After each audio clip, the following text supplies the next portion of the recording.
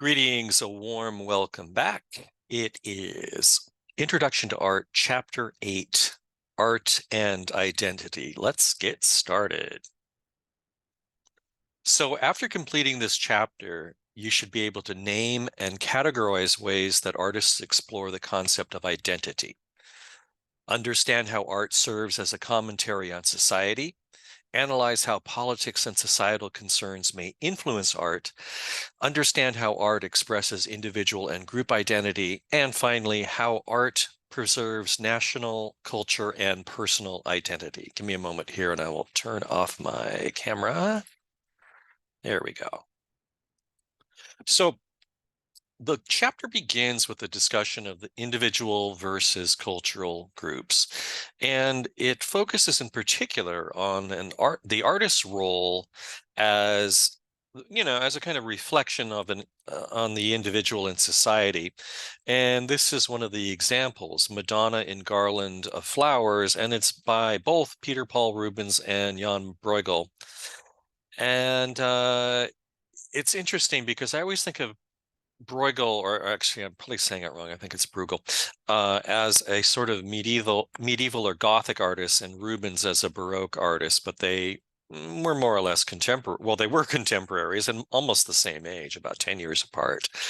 But this is a collaborative work. Rubens has painted all the figures, and Bruegel has painted the flowers. And this was not unusual for artists to collaborate on works of art, especially prior to the Romantic era. And during the Romantic era, that's when the idea of the artist as creative solitary genius really came to the fore. Before that, it was considered, before the Renaissance, art was considered, what we consider fine art was thought to be a craft like anything else, like making pots, jewelry, weaving cloth, anything like that. Fine arts, what we think of as fine arts now, was really lumped in with every other kind of creative activity. So we're going to talk about national identity first. And just to go back a little bit, we'll return to this notion of the individual as one of these categories. This is a category of the art and identity. But let's go to the broader scope of national identity. This is the head of an Oba from Benin. An Oba was a kind of deified king, so a king who was claiming to have sort of supernatural powers. One would, the oldest son, upon ascending the throne, would have one of these sculptures made to honor his father. Now, it didn't need to be an exact likeness of the father. It was really more of a representation of the king's responsibilities and of the king's power. But it was also a way of projecting the nation's identity onto its own culture and on the outside world where that was possible. So next, cultural heritage and ethnic identity. Kim Suja's Batari Truck Migrateurs here.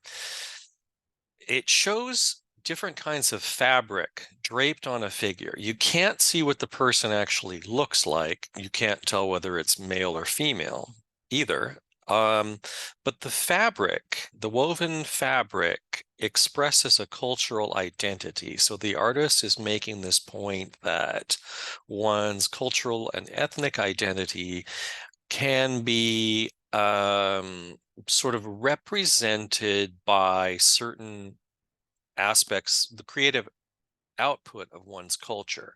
So in this case, the fabric represents the person's cultural and ethnic heritage and identity without seeing the individual. Next, sex and gender identity. This is Kehinde Wiley's Femme piquée par un serpent, or woman bitten by a serpent. You'll notice, well, it's not a woman in the painting, right? It's this young black man. The original sculpture was of a white woman in France about 1847.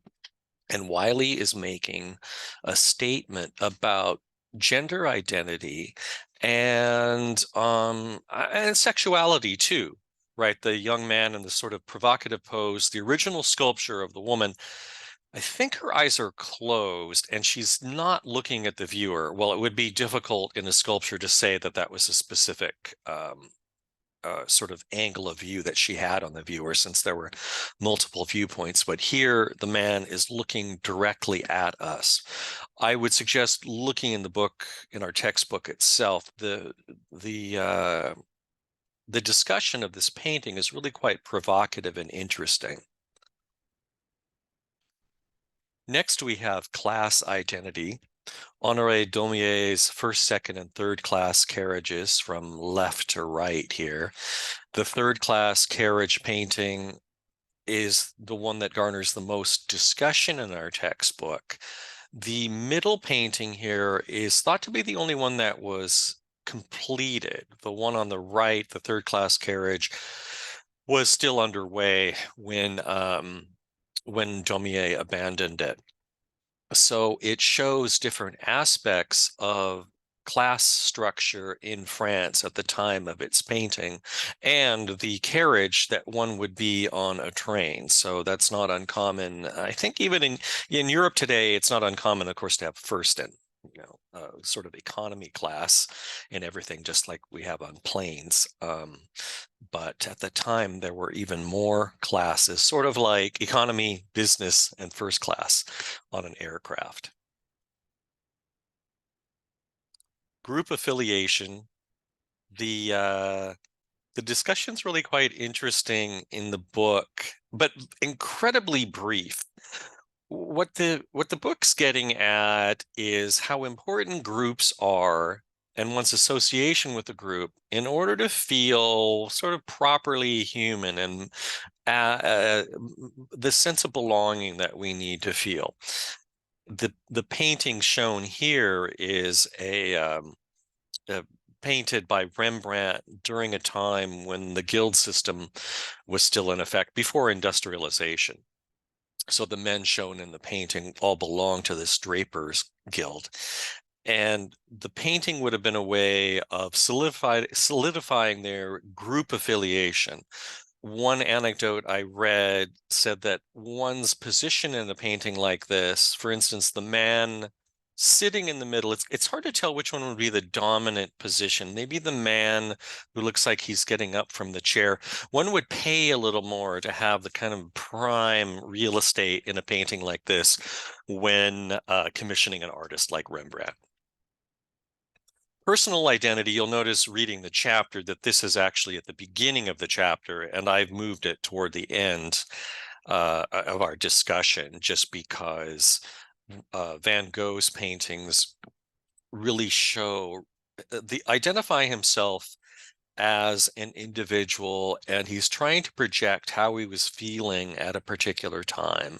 What's interesting here, and I don't think the book points this out, on the left we have this sort of peasant or country, well, not really country gentleman, I would say more peasant, countryman painting of him in a hat. The middle, Van Gogh is an artist. And then on the right, we have Van Gogh facing away from his easel with a bandage over the ear that he cut off not long before his death. So we have a kind of personal narrative, and of course, identifying himself with the group of visual artists, say, as a group of people, but also as a way of revealing his inner state. I would say the one on the right, he looks the most sort of depressed, perplexed, and ill at ease.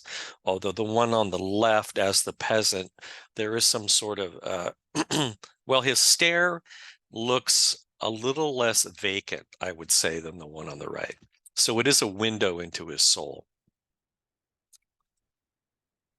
Well, thank you for joining me. I hope you enjoyed this presentation. I would highly recommend reading the chapter, as there is a lot more information. Thanks again.